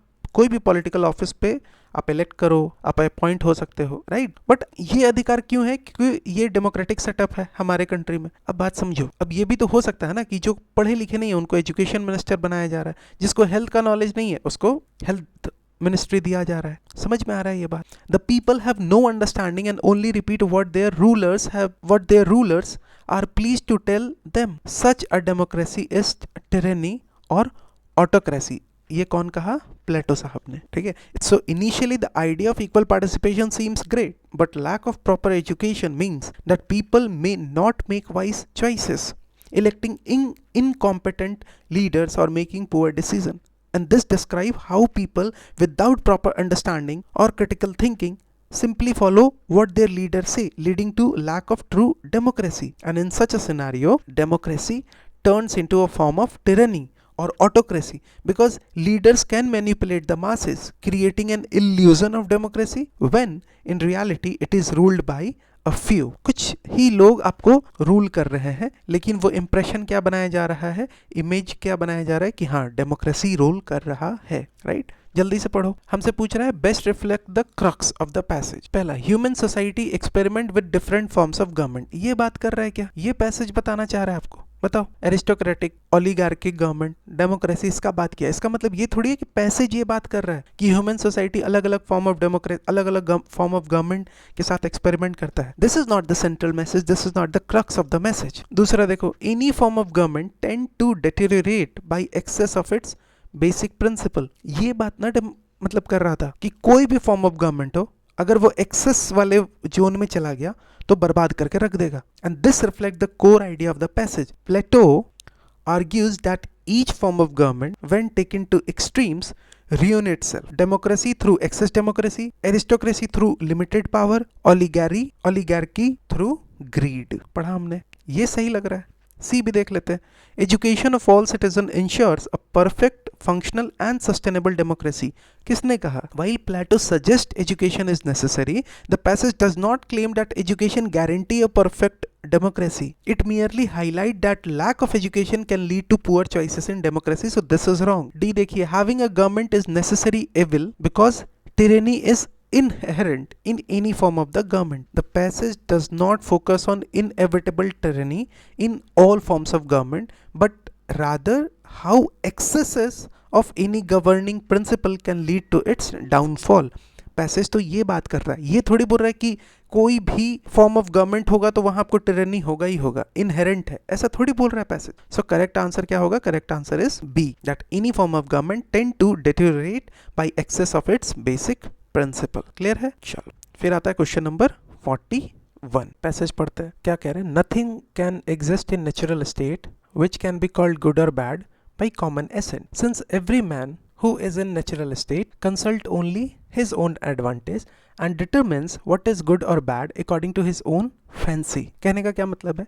simple सा बात कह रहा है। क्या कह रहा है कि in the natural state where people live independently without a formal government और law there is no universal agreement. So in a natural state there is no universal agreement on what is good और bad, because हर आदमी एक्ट कैसे कर रहा है? अपने डिजायर के हिसाब से, जो उसके लिए बेनिफिशियल है, जो उसके लिए एडवांटेजियस है, जो उसके लिए गुड है। समझ में आ गया बात? सो गुड बैड कैसा है? हर एक आदमी अपने हिसाब से देख रहा है, right? So in this state, individual make decision based on what benefit themselves with no regard for what might be considered good or bad by others। कि वो जो कर रहे हैं वो दूसरों के रेस्पेक्ट में सही गलत है नहीं है, दूसरे उसको सही गलत समझ रहे हैं नहीं समझ रहे हैं, फर्क नहीं पड़ता है। वो आदमी अपने लिए जो एडवांटेजियस है वो वैसा काम कर रहा है। And in so far as he has regard for his own advantage alone and hold himself responsible to no one save himself by any law, and therefore sin cannot be conceived in a natural state। मतलब people in a natural state are solely focused on their own self interest and do not follow any established law because there is no governing authority or structure। Sin मतलब कि wrong doing, right? So sin only become relevant when people are part of a civil society। civil state का कहने का क्या मतलब है? जहाँ पे रूल्स होंगे, लॉज होंगे, जो सोसाइटी अग्री करके बना रहा होगा, तो वहां पे सिन की गलत क्या है ये वहां पे वैलिड होगा। In such a state what is considered good और bad is determined by common agreement, right? So therefore sin can not be conceived in natural state, क्योंकि हर आदमी अपने हिसाब से देख रहा है, but only in civil state जहाँ पे हम लोग डिसाइड किए हैं कॉमन एग्रीमेंट के थ्रू कि चोरी गलत है, राइट? समझ में आ गया? फॉर एग्जाम्पल में so but only in a civil state हम लोग सिन को कंसिडर करते हैं which is decreed by common consent what is good और bad, and each one hold himself responsible to the state। So what is considered good or bad is determined by common agreement and individuals are held accountable to the state, right? अब देखो क्या पूछ रहा है, which one of the following statement best reflect the central idea of the passage given above? The conception of what is right or wrong exists due to formation of state। सही बात है, जब state नहीं था तो लोग कैसे देख रहे थे? अपने नेचुरल स्टेट में कैसे देख रहे थे लोग? अपने बेनिफिट, अपने एडवांटेज के हिसाब से देख रहे थे। वो दूसरों का पर्सपेक्टिव वहां आ ही नहीं रहा था। तो क्या सही है क्या गलत है ये तो एग्जिस्ट करता है due to formation of state ना, क्योंकि स्टेट क्या करता है? एक एग्रीमेंट के तहत तय करता है कि हाँ भाई ये सही है ये गलत है। समझ में आ गया? तो ये सही तो लग रहा है, एंड यही तो पैसेज में बात भी हो रहा था। दूसरा देखिए, unless a ruling authority decides, so unless a ruling authority decides as to what is right और wrong, no man would be morally right. ये कैसे पॉसिबल है? This is not fully correct. The passage does not suggest that a ruling authority makes someone morally right और wrong, but rather state that state defines and establishes what is right and wrong, specially in social context, कि समाज के नज़र में ये गलत है ये सही है, ठीक? क्योंकि सोशल एग्रीमेंट के थ्रू कानून बनाया जाएगा। अब वो कानून जो बनाया गया है वो पता नहीं ना मॉरली सही है कि गलत है। समझ में आ गया बात? तो ये तो होगा भी नहीं। दूसरा देखिए, man is inherently immoral and selfish in natural state. ये बात सही है कि जो पैसेज है वो ये बात कह रहा था कि मैन जो है वो अपने एडवांटेज के हिसाब से चीज़ों को करता धरता है, लेकिन मैन इज इनहेरेंटली इमोरल, ये आप कैसे कह सकते हो? समझ में आ रहा है? This is an over simplification of what is mentioned in the passage. This is not what is given in the passage. The passage mention that in the natural state individuals only care about their own advantage, but इससे वो immoral थोड़ी हो गए। समझ में आ रहा है बात? The focus is on self interest. एक सेंस में आप ये भी कह सकते हो कि सेल्फिश पे बात हो रहा था पैसेज में, but the passage does not explicitly talks about morality, immorality, right? So ये भी नहीं होगा। D देखिए, the idea of what is right or wrong is necessary for survival of human species. This is not the central idea of the passage. The passage is more about how the state defines right or wrong, how the states define right and wrong, and not about the necessity of morality for the survival, right? तो D भी नहीं होगा। हमारा answer क्या होगा? 41 का A, that the conception of what is right or wrong exists due to formation of state। Clear है? Now passage to question number 42 देखते हैं क्या कह रहा है। In the immediate future we will see increasing commodification of many new technology, artificial intelligence, robotics and 3D manufacturing, custom made biological and pharmaceutical products, lethal autonomous weapon, driverless cars, and this will pose conundrum. The moral question of how a driverless car will decide hitting a jaywalker and swerving and damaging the car has been often been debated. The answer is both simple, save the human life, and complex. तो answer जो है वो simple भी है, complex है। Simple है, अगर कभी डिसाइड करना है कि कार कैसे डिसाइड करेगा कि जे वॉकर पे को वो मतलब हिट करे या वो टर्न वगैरह लेके कार को ही डैमेज कर दे।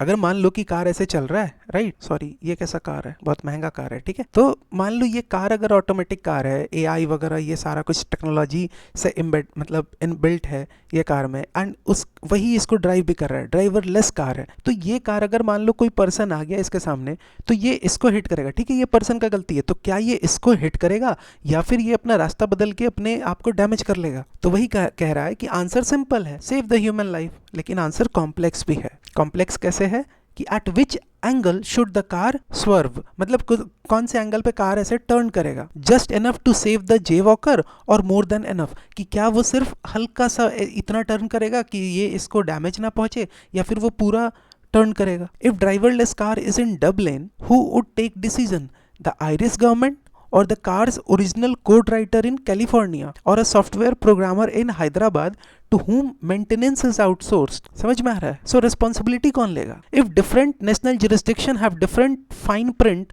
on prioritizing a human life, how will it affect the insurance and investment decision including the transnational ones? तो ये जो ड्राइवरलेस कार का एग्जाम्पल भी लिया ना, it suggests that such decision could vary based on कौन सा jurisdiction है, कल्चरल कॉन्टेक्स्ट क्या है, and it will raise the legal and ethical concerns. समझ में आ गया किसका बात हो रहा है? नाउ हमसे पूछ रहा है which of the following statement best reflect the rational, plausible and practical implication that can be derived from passage given above। पहला देखो, too much globalisation is not in the best interest of any country. क्या ये बात बोला है कहीं passage? And जैसे आप ये बात को पकड़ पाए, सॉरी आप पहुंच गए आंसर पे 2, 3, 5, क्योंकि ये तो कहीं बात ही नहीं ना बोला कि too much globalisation is not in the best interest of any country.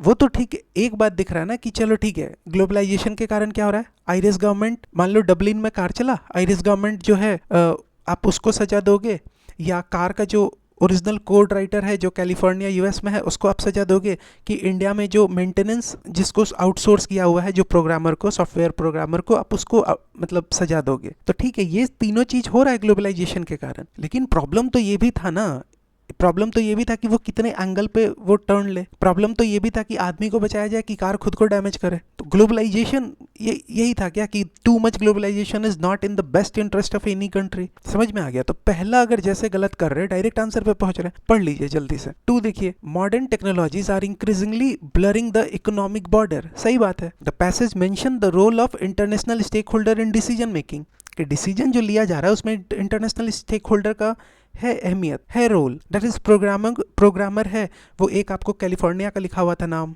Code writer था, एक प्रोग्रामर जो मेंटेनेंस देख रहा है वो इंडिया हैदराबाद से है। तो it suggest that modern technology are increasingly blurring the economic borders. 3 पढ़िए, तो 2 सही है, 3 पढ़िए, एक मिनट सबको इरेज करने दीजिए, ये गलत था, 2 सही था, 3 देखते हैं। Innovation and capital have impinged on the domain of state. The passage mentions outsourcing decision, international cooperation, implying that technological innovation and capital influence governance and national policies। तो 2, 3 सही है। What about 4? Public policy of every government, public policy of every country should focus on developing its own supply chain। बताओ, ये nonsense बात कहीं लिखा हुआ है? The passage does not discuss supply chain but focuses more on ethical, legal, geopolitical issues related to new technology। supply chain का कहाँ बात किया है?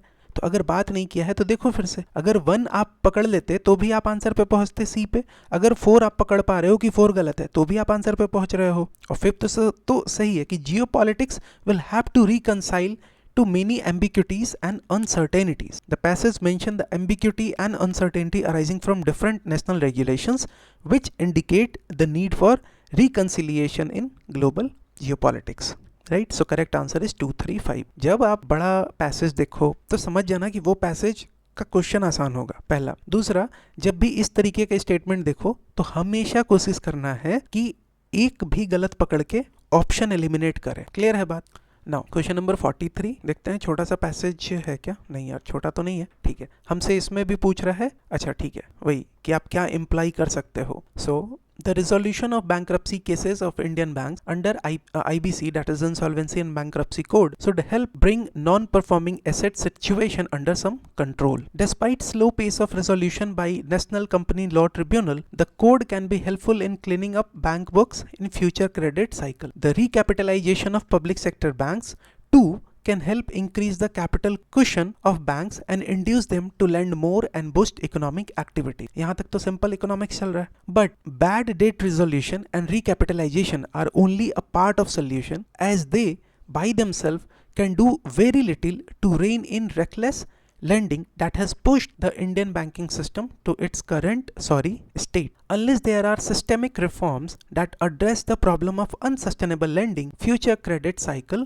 will continue to stress the banking system. So simple कुछ बात कह रहा था that resolving bad loan is important, but this process is slow and has limited impact in long term, and वो increasing capital this will help bank, but it does not solve the root problem of reckless lending. Problem क्यों हो रहा है? क्योंकि बिना ध्यान दिए loan दिया जा रहा है, लेंडिंग किया जा रहा है, and it indicate that while जो बहुत सारे मेजर्स वगैरह लिए जा रहे हैं with respect to bad debt resolution, recapitalisation, these measures are helpful, they are not enough to address the deeper issue of unsustainable lending practices. And so जब तक ये लेंडिंग बैड लेंडिंग को एड्रेस नहीं किया जाएगा, जो प्रॉब्लम उसके कारण हो रहा है उसको एड्रेस नहीं किया जाएगा, तो इस तरीके का problem will continue in future credit cycle. ठीक है, सो हमसे क्या पूछ रहा है? हमसे पूछ रहा है which one of the following statement best reflect the most logical, rational and practical suggestion employed by passage given above। पहला देखो, lending by bank should be closely monitored and regulated by central government। ये कहीं बोल रहा है? बताओ। While monitoring and regulations are essential, you need to understand this that passage focuses more on addressing the root cause of reckless lending through systemic reform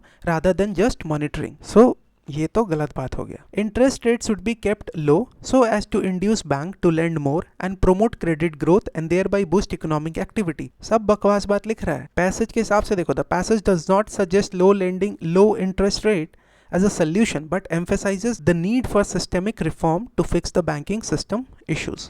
third देखिए, the merger of many banks into a few large banks alone is the long term solution to make them viable and prevent their bad performance। Passage बात ही नहीं कर रहा है। The passage does not discuss the merger of banks as a solution but rather the need for reform to address the reckless lending practices। तो ये भी नहीं होगा। फिर बचता कौन है? ABC तो गलत है, तो D आंसर होगा। लेकिन पढ़ लेते हैं कि Indian banking system require structural reform as a long term solution for bad loan problem। This is what is suggested by the passage। The passage clearly suggests that systemic reforms are necessary to address the issue of reckless lending and bad loan, indicating that this is a long-term solution।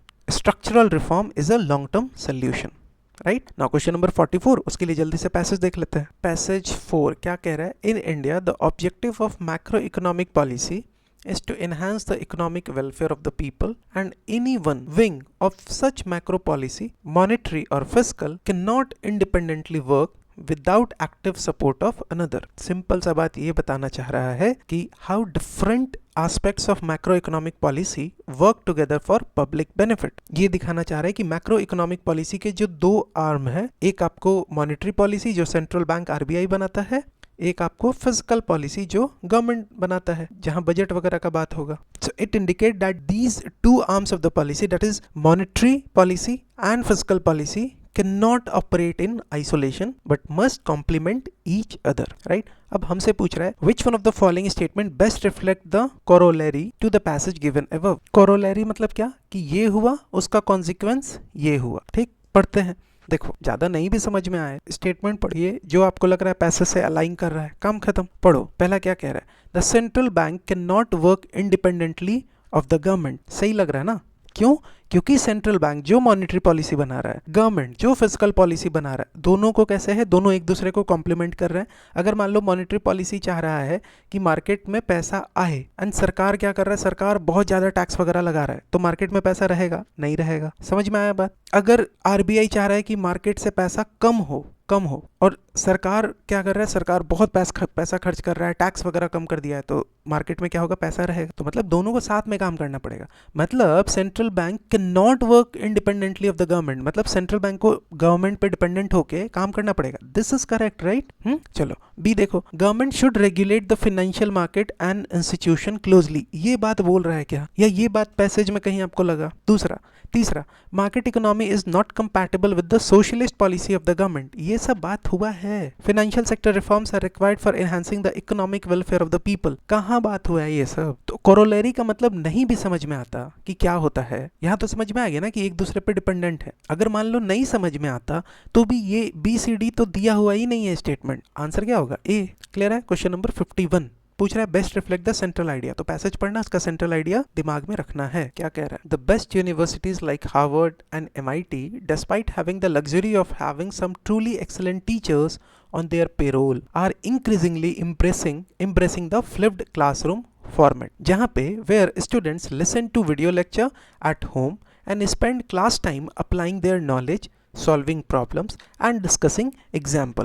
तो flipped classroom क्या है? जहाँ पे बच्चे घर में बैठ के मान लो थ्योरी वाला पार्ट पढ़ लिए एंड घर जब कॉलेज आ रहे हैं तो वहाँ पे वो एग्जाम्पल्स के थ्रू, क्वेश्चन के थ्रू, प्रैक्टिकल प्रॉब्लम के थ्रू वो चीज़ों को समझने का प्रयास कर रहे हैं। जो वो थ्योरी पढ़े घर में बैठ के, वही प्रोफेसर के लेक्चर देख के उसको वो जब कॉलेज आ रहे हैं तो अप्लाई करके देख रहे हैं। ठीक है? So professor guide that discussion and fill in wherever necessary, explaining those bits that seem to be eluding the student and throwing in advanced idea that happen to be topical. These universities have made their video lecture available free for anyone in the world. They are also encouraging colleges and university all over the world to integrate these online courses into their own pedagogy, picking the pieces that are appropriate for their needs and building a package around them. समझ में आ गया? तो ये जो video courses है ये बड़े बड़े यूनिवर्सिटीज़ इंकरेज कर रहे हैं other universities across the world कि आप लोग भी इस चीज़ को, क्योंकि ये तो फ्रीली अवेलेबल है लेक्चर, तो आप इसको अपने कोर्स में इंटीग्रेट करो। आपको सारा तो अवेलेबल है ही फ्री में, तो आप अपने कोर्स में आपको जो जो वीडियो लग रहा है कि काम का है उसको आप इंटीग्रेट करके एक अपना मतलब उसी प्रकार से एक पैकेज तैयार करो ताकि बच्चों को इसका बेनिफिट मिल सके। यही बात है पूरे पैसेज में। नाउ अब समझते हैं, हमसे पूछ रहा है कि सेंट्रल आइडिया क्या है। Which one of the following statement best reflect the central idea of the passage given above. पहला देखो, efficacy of universities would be better in online mode of conducting classroom tuition as compared to conventional method। ये बात बोल रहा है क्या? Passage तो सिर्फ इतना बोला ना कि जो थ्योरी पढ़ना है, राइट, वो कहाँ पढ़ लो? घर में पढ़ लो वीडियो के थ्रू, एंड उसको क्लासरूम में आके अप्लाई करके देख लो नॉलेज को। ये थोड़ी बोल रहा है कि ये efficacy of university online mode में ज्यादा है, तो ये बात नहीं कर रहा है। दूसरा देखिए, availability of higher education can be made easier and cheaper without diluting the content. सही लग रहा है लेकिन रुकते हैं, आप इसको गलत कैसे बोल सकते हो? सी देखिए, we need not invest much in infrastructure related to higher education and yet develop better human and social capital. The passage does not discuss reducing investment in higher education or imply that it can be done without investment, but rather focuses on method of integrating online courses. So this is not correct. D देखो, private sector institution in higher education as well as coaching institute can take advantage of this opportunity and thrive well. बताओ ये सब बात हुआ है coaching institute वगैरह कुछ भी? Well, the passage mention the availability of free video lecture. It does not suggest that private sector institution or coaching center will necessarily thrive by using this method. ये तो बात नहीं हुआ है। Now let's talk about option B, क्योंकि A-C-D गलत है, option B सही होगा। अब बी के बारे में बात करते हैं। क्या लिखा हुआ था कि availability of higher education can be made easier and cheaper without diluting the content. The passage emphasizes the use of video lecture made freely available which allow for more affordable and widespread access to quality education without compromising on content quality. कहाँ का content मिल रहा है? MIT का, Harvard का। अब उससे best content क्या हो सकता है? तो वो कंटेंट बनाने में जो पैसा खर्च होगा वो पैसा खर्च कहाँ करो? उसको अप्लाई करने में। क्यों इसमें पैसा क्यों नहीं खर्च करना है थ्योरी बनाने में? क्योंकि वो तो बना हुआ है ना पहले से, तो वो तो चीपर है प्लस ईजियर भी है। अवेलेबिलिटी ऑफ हायर एजुकेशन वो ईजियर हो सकता है, चीपर हो सकता है। आपको कंटेंट को डाइल्यूट भी नहीं करना पड़ेगा। क्यों? क्योंकि आप तो यही ओरिजिनल कंटेंट यूज कर रहे हो। समझ में आ गया? Answer is B. Question number 52, उसके लिए जो पैसेज है वो देख लेते हैं जल्दी से। क्या कह रहा है? Our cities are extremely vulnerable to climate change because of large concentration of population and poor infrastructure. Our cities are extremely vulnerable to climate change because of large concentration of population and poor infrastructure. Moreover, population density are increasing in them, but we have not yet developed the system to address the climate change impact. Our cities contribute to 65% of GDP, but there are not enough facilities to cater to the needs of the people. समझ में आ रहा है? City का बात हो रहा है कि कैसे हमारा सिटी वल्नरेबल होते जा रहा है क्लाइमेट चेंज के कारण, वल्नरेबल हो रहा है क्लाइमेट चेंज को लेके, क्योंकि बहुत ज़्यादा कंसंट्रेशन ऑफ पीपल पॉपुलेशन है, पुअर इंफ्रास्ट्रक्चर है, एंड ये पॉपुलेशन डेंसिटी दिन प्रतिदिन बढ़ते जा रहा है, एंड हम लोग सिस्टम को उस प्रकार से डेवलप नहीं कर रहे हैं ताकि क्लाइमेट चेंज के इम्पैक्ट को एड्रेस किया जाए. हमारा सिटी जो है वो 65% कॉन्ट्रीब्यूट करता है जीडीपी में, लेकिन उसके बाद भी हम लोग बहुत फैसिलिटी नहीं दे रहे हैं to cater the needs of the people. It is important to address the issue of air quality, transport etcetera that are vital to identifying sustainable solution. We need to involve citizen in city planning and create an ecosystem that meets the need of the people, पढ़ो 52.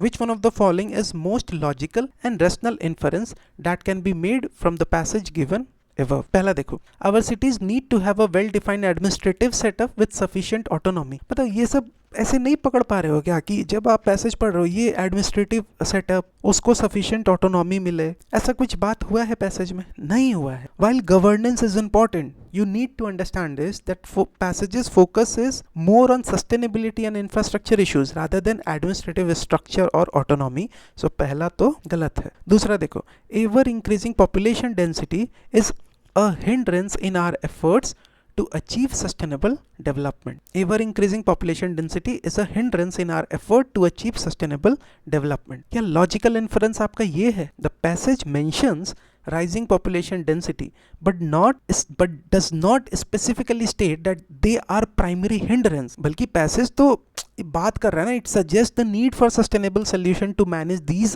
density, right? तो ये wrong है. अगर doubt भी हो रहा है तो रुको, बाकी पढ़ते हैं. सी पढ़िए, to maintain and develop our city we need to adopt sustainability related intervention. This is more correct. ठीक, चलो डी भी देखते हैं. Public private sector mode, public private partnership mode, PPP mode of development is a viable long term solution for infrastructure and sustainability problems of India.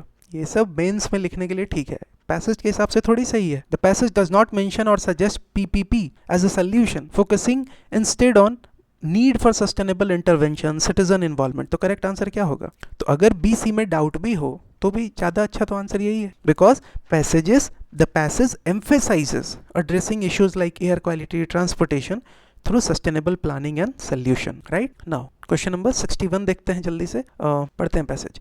Can a democracy avoid being a welfare state for long? Can a democracy avoid being a welfare state for long? Why cannot mass welfare be left entirely to the market? There is a built-in tension between market and democracy. Market do not work on a one person one vote principle as democracy do. What one gets out of the marketplace depend on one's endowments, skills, purchasing power and the forces of demand and supply. Markets reward individual initiative and skill and may also lift many from the bottom rungs of society. But some people never get opportunity to develop a skill that market demands, and they are simply too poor and too handicapped, or skill formation takes too long. By creating jobs, market may be able to help even unskilled people, but capitalism has always witnessed burst of unemployment. समझ में आ गया? Market and democracy को लेके passage था. चलो समझ में आया ना क्या बात कर रहा है? यही बात कर रहा है ना पैसेज में, that how markets reward based on individual skill, endowment, purchasing power, जबकि डेमोक्रेसी जो है वो इक्वल राइट्स पे ऑपरेट करता है. यही बता रहा है कि कैसे मार्केट जो है वो अपॉर्चुनिटी क्रिएट करता है, but they may not be inclusive. भले अपॉर्चुनिटी क्रिएट कर रहा है लेकिन उनका क्या, जिसके पास जॉब ही नहीं है, सॉरी जो बहुत गरीब है, जिनके पास स्किल नहीं है, एंड स्किल जमा करने में, स्किल को प्राप्त करने में बहुत समय लगता है, पैसा लगता है, नहीं होगा. तो इसीलिए गवर्नमेंट इंटरवेंशन जरूरी है. जो लोग इकोनॉमिक ग्रोथ से पीछे रह गए हैं, क्योंकि मार्केट जो है वो सबको प्रोवाइड नहीं कर सकता है growth, right? So this directly support the assumption that government programme are needed for those left behind in the economic growth, right? हमसे सिंपल पूछ रहा है, with reference to the above passage the following assumption have been made. पहला, modern democracy rely on market forces to enable them to be welfare state. The passage does not imply that democracy rely on market forces to enable welfare state.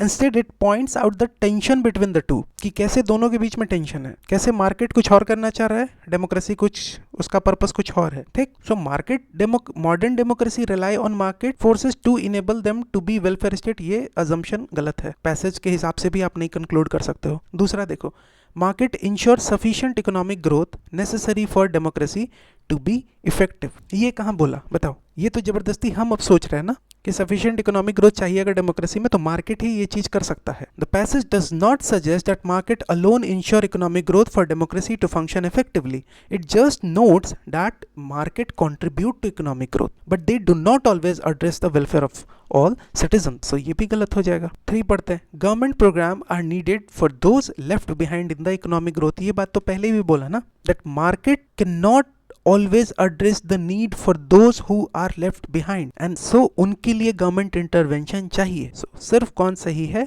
3 सही है। ठीक है, and वैसे भी देखो 3 इसमें भी था, इसमें भी, इसमें भी, इसमें भी, तो 3 तो वैसे भी सही होता, इतना दिमाग लगाना नहीं था। हमें बस ये चेक करना था कि 1 और 2 में कौन सही है कौन गलत है। तो 1 गलत था, 2 गलत था, 1 2 गलत था। ठीक है, तो कभी कभी ना मतलब ये देखो, इससे एक बात ये भी समझ सकते हैं कि जैसे अब यही ऑप्शन है, अगर थोड़ा सा यहाँ ध्यान दे देते तो एक बात तो पक्का होता ना कि 3 तो पढ़ने का जरूरत है ही नहीं, क्योंकि 3 सब में है तो क्यों पढ़े। ठीक है, बात एग्जाम के रेस्पेक्ट में बात कर रहे हैं, यहाँ तो हम आपको समझा देंगे, लेकिन जब 3 सब में है तो क्यों पढ़ना है, क्योंकि समय भी तो बचाना है ना। तो डायरेक्ट देखेंगे 1 2 काम खत्म, क्योंकि 3 तो सब में। अगर 1 गलत है तो ये गलत हो जाएगा, ये गलत हो जाएगा, 2 गलत है तो ये भी गलत हो जाएगा, बात खत्म। Direct answer B 3 only. Question number 62 देखिए, हमसे पूछ रहा है central idea of the passage. पढ़ लेते हैं पैसेज जल्दी से। पूरा, in our schools we teach our children all that is there to know about physics. In our school we teach our children all that is there to know about physics, maths, history and what have you. But do we teach them about the bitter caste divide that plague the country, about the specter of famine that stalk large parts of our land, about gender sensitivity, about the possibility of atheism as a choice, etc.? Equally important, do we teach them to ask question or do we teach them only to passively receive our wisdom? कि हमें पता है, हम जो भाषण दे रहे हैं बस बच्चे वही सुन ले, हम ये उसको सिखा रहे हैं, या फिर हम उसको क्वेश्चन करना भी सिखा रहे हैं बच्चों को। From the cocooned world of school, suddenly the adolescent find himself herself in the unfettered world of university. Here he is swept up in a turmoil of ideas, influences and ideologies. For someone who has been discouraged from asking question and forming an opinion, this transition can be painful. क्या हो रहा है, बचपन में ना question पूछा जा रहा है ना कुछ, बस फैक्ट्स दिमाग में डाला जा रहा है, टीचर अपना विजडम इस बच्चे पे थोप रहा है, राइट। अब जैसे ये बच्चा यूनिवर्सिटी में जाता है तब क्या हो रहा है, he is swept up in a turmoil of ideas, influences, ideology, and वहां जाके उसको क्वेश्चन करना, मतलब उसको डिस्करेज कर दिया जा रहा है, वो ओपिनियन नहीं फॉर्म कर पा रहा है। सो ये जो ट्रांजिशन हो रहा है वो बहुत पेनफुल होता है। तो सेंट्रल आइडिया पूछ रहा है, which one of the following statement best reflect the central idea of the passage given above. पढ़ो, the school curriculum is not compatible with the expectation of children and parents. ये बात है क्या, ये passage बोल रहा है? नहीं। Emphasis on academic achievement does give time for development of personality and skills, ये सब बात कर रहा है? एकदम नहीं। Preparing the children to be better citizen should be the responsibility of education system, ये बात कर रहा है? बेटर सिटीजन का बात कर रहा है? नहीं। डी पढ़िए, to be a better citizen the present world order demand societal and life coping skills in addition to academic content, ये बात कर रहा है। एक एक करके समझते हैं। देखो, पहला गलत क्यों है, क्योंकि बोल रहा है कि school curriculum is not compatible with the expectation of children and parents. बात समझो, द सब्जेक्ट्स, जो सब्जेक्ट स्कूल में पढ़ाए जा रहे, these are crucial, but the passage raises the question of whether they are enough to prepare children for the life in a complex society. समझ में आ रहा है? Because they have been discouraged from asking question. क्या उसको atheism के बारे में सिखाया जा रहा है?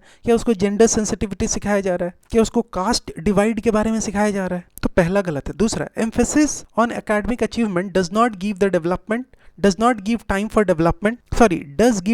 development of personality and skills. ये सब बात हुआ है पैसेज में, बताओ।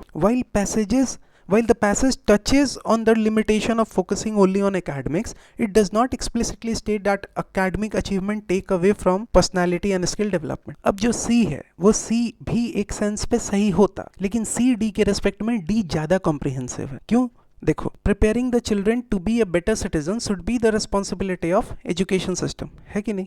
कैसे? बिकॉज एजुकेशन सिस्टम ठीक होता, अच्छे से पढ़ेगा, तो फिर उसको कास्ट डिवाइड, जेंडर इनसेंसिटिविटी या जेंडर सेंसिटिविटी, ये सब उसको समझ में आता ना। चिल्ड्रन को प्रिपेयर किया जाता सोसाइटल चैलेंजेस जो कि अकेडमिक लर्निंग के बियॉन्ड उसको फेस करना होगा, राइट? तो बहुत सारे इंस्टीट्यूट ये भी आंसर दिए थे, बी भी, लेकिन ऑफिशियल आंसर तो डी है। अब डी है एंड बी और डी लमसम सेम जैसा लग रहा है, अब सब कुछ हटाते हैं, ये तो गलत है, ये भी गलत है। इसमें बात कर रहे हैं preparing the children to be better citizen should be responsibility of education system. बहुत इंस्टीट्यूट इसको आंसर दिए थे क्योंकि पूरा पैसेज एजुकेशन पे बात तो कर रहा है। डी देखो, To be a better citizen, the present world order demands societal and life coping skills in addition to academic content. This is more correct. This directly reflects the passage core message, emphasizing the importance of teaching societal life coping skills along with traditional academic knowledge. ठीक है? Now, question number 71 के लिए देख लेते हैं जल्दी से, छोटा सा पैसेज है।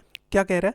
Medieval merchant risked the hazard of Silk Road to reach the markets of China. Portuguese caravels in 15th century sailed, caravels मतलब ship होता है, ठीक है? फिर से पढ़ लेते। Medieval merchants risked the hazard of Silk Road to reach the markets of China. Portuguese caravels in the 15th century sailed beyond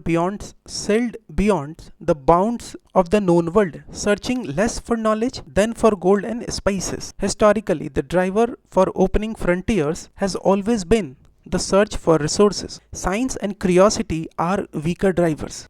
The only way to open up space, whether the space of solar system or interstellar space, is to create an economic engine, and that engine is resource extraction. So ये passage क्या बताना चाह रहा है? That throughout history the primary motivation for exploration has been economic gain, has been exploit or gain the resource. That is, economic consideration are a stronger motivator than curiosity, scientific exploration, and so economic motivations are central to advancing space exploration. Last में तो यही बोल रहा है कि space को भी explore करना था, वहां भी रिसोर्स एक्सट्रैक्शन ही इंजन के रूप में काम किया, मोटिवेशन के रूप में काम किया। अब पढ़ते हैं जल्दी से पैसेज, क्या कह रहा है? Which one of the following statement best sum ups the passage given above. मतलब वही कि क्रक्स क्या है? Wealth generation is the primary motive for any human endeavour. सही तो लग रहा है। This statement is closely related to the passage core idea that economic factor like wealth generation have historically driven human efforts including exploration. तो ये तो सही लग रहा है। Wealth generation is a primary motive for any human endeavor. दूसरा देखो, the space, whether a space in solar system or interstellar space will govern our future economy. ये कहीं भी पैसेज बात किया है बताओ? ये तो बात कर रहा है कि स्पेस को भी एक्सप्लोर इसलिए किया गया क्योंकि इकोनॉमिक या रिसोर्स एक्सप्लॉयटेशन करना था, रिसोर्स एक्सट्रैक्शन करना था, तो ये तो होगा नहीं। सी देखो, human beings are motivated to explore new frontier principally by economic consideration. ये भी सही है एंड ये ज्यादा सही है एक के रेस्पेक्ट में। This is directly supported by the passage which stresses that search for resources has historically driven exploration and opening of new frontiers. D पढ़िए, wealth generation is based on risk taking behavior of some men. ये सब कहाँ बात हुआ है? The passage does not emphasize the individual risk taking but rather broader economic motivations behind exploration. So यहाँ पे principally मतलब आपको exploration का बात हो गया है कि नई फ्रंटियर को एक्सप्लोर, पैसेज इसी का बात कर रहा है। यहाँ कोई भी ह्यूमन एंडेवर तो कुछ भी हो सकता है, लेकिन पैसेज किसके बारे में बात कर रहा है? एक्सप्लोरेशन के बारे में बात कर रहा है। ठीक, तो आंसर क्या होगा? आंसर होगा सी। नाउ ये लास्ट पैसेज है, इसी में 2 क्वेश्चन था, बाकी तो सब में एक ही क्वेश्चन था। ठीक है, चलो देख लेते हैं जल्दी से। पैसेज 2 क्या कह रहा है? इसके पहले भी कुछ था एंड उसके बाद कंटिन्यूएशन में है, क्या है? Most people would agree that telling deliberate lies is wrong except perhaps in certain special situation where more harm will be done by telling the truth. तो क्या कह रहा है कि ज्यादातर मतलब लोग जो है वो अग्री करेंगे कि जानबूझकर झूठ बोलना तो गलत है, सिर्फ उस सिचुएशन को छोड़ के जहाँ पे, उस स्पेशल सिचुएशन को छोड़ के जहाँ पे सच बोलने से ज्यादा नुकसान हो जाए तो वहाँ झूठ बोलना चलेगा। Even the most truthful people probably tell a good many more lies that might be regarded as semantic lies. Their use of word contains some measure of falsehood, more or less deliberate. So last में यही बताना चाह रहा है कि that जहाँ पे ज़्यादा लोग मतलब where even people who generally strive to tell the truth may still intentionally or unintentionally mix truth with falsehood. अब वो जानबूझ के हो, अनजाने में हो, जैसे भी हो। तो पहला क्वेश्चन क्या पूछ रहा है? The idea which the first part of the passage mention is, पहला पार्ट जो पैसेज का है, दो पार्ट है ना, एक पार्ट एंड दूसरा पार्ट। तो पहला पार्ट जो है वो क्या आइडिया पेश कर रहा है, यही बात था कि ज़्यादातर लोग क्या करते हैं, झूठ, जानबूझ के झूठ, मतलब ज़्यादातर लोग इस बात पे एग्री करेंगे कि जानबूझ के झूठ बोलना गलत है, सिवाय उस सिचुएशन में जहाँ पे सच बोलने से ज़्यादा नुकसान हो जाए। ठीक है, अब देखो क्या बोल रहा है। The idea which the first part of the passage mention is agreement about telling lies, disagreement about telling lies, disagreement about telling the truth, disagreement about the harm in telling the truth। तो correct answer क्या होगा, correct answer होगा D. समझा देते हैं। तो क्या idea है, the idea is disagreement about the harm in telling the truth, कि ट्रुथ बोलने से क्या हार्म हो सकता है, इस पे डिसएग्रीमेंट है। मतलब the passage implicitly discusses a conflict about whether telling the truth is always the best option, given that in some cases it might be more harm than good, and this represent a disagreement about the harm caused by telling the truth. So D correct है। अगर हम A B C समझाएंगे बहुत confusing हो जाएगा, लेकिन हम समझा सकते हैं, कोशिश कर सकते हैं। देखो सिंपल बात है, क्या कह रहा है कि ज़्यादातर लोग इस बात को मानेंगे कि डेलिबरेट लाई, झूठ बोलना, जानबूझ के झूठ बोलना गलत है, सिवाय उस सिचुएशन में जहाँ पे सच बोलने से ज़्यादा नुकसान हो जाए। यही बात कह रहा था पैसेज वो। ठीक है, डी हमने देखा कि किस चीज़ का डिसएग्रीमेंट है, disagreement about harm in telling the truth, कि अगर सही बोलेंगे तो नुकसान हो जाएगा कुछ, उस पर डिसएग्रीमेंट है। ठीक, एंड हमने यही देखा कि पैसेज इसी चीज़ को तो डिस्कस कर रहा है ना, a conflict about whether telling the truth is always the best option, given that in some cases it might do more harm than good, कि अगर सच बोल रहे हो सकता है उससे ज़्यादा नुकसान हो जाए। सो उसके कारण है क्या, एक डिसएग्रीमेंट है about the harm caused by telling the truth, कि सच तो बोलना ये ज़्यादा मतलब सही बात है, लेकिन